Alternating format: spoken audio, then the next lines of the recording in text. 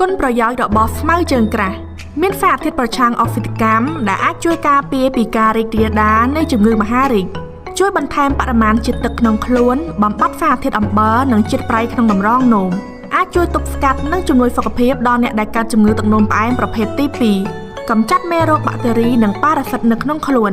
អាចការពារនិងព្យាបាលជំងឺមួយចំនួនធំដូចជាជំងឺហឺតជំងឺផ្កន់ជន់ជំងឺគ្រុនចាញ់បញ្ហាស្ត្រីគ្មានកូនបញ្ហាផ្លោកនោមបញ្ហាថ្លើមនិងជំងឺខាន់លឿងជាដើមវិធីធ្វើតែងាយពីស្មៅជើងក្រាស់ជាដំបូងគ្រាន់តែយកស្មៅស្រស់មួយដុំល្មមប្រហែលជាមួយក្តាប់មកកាត់ឫសចេញឬអាចយកទាំងឫសមកប្រើការក៏បានបន្ទាប់មកលាងទឹកឲ្យស្អាតដាំស្ងោរជាមួយនឹងទឹកមួយឆ្នាំងល្មមឬអាចយកមកបុកហ្វិនចាំស្ងោរក៏បានដាំរហូតដល់ពុះទុកបន្ថែមរយៈពេល10នាទីទៀតឲ្យចេញជាតិរួចចាំបិទភ្លើងហើយចាក់តែទឹកវារក្សាទុកក្នុងដបឬកែវសម្រាប់ទទួលទាននៅពេលក្រោយអ្នកអាចទទួលទានតែស្មៅនេះជាប្រចាំដើម្បីកែសុខភាពនិងជំងឺបានច្រើនមុខដូចដែលបានរៀបរាប់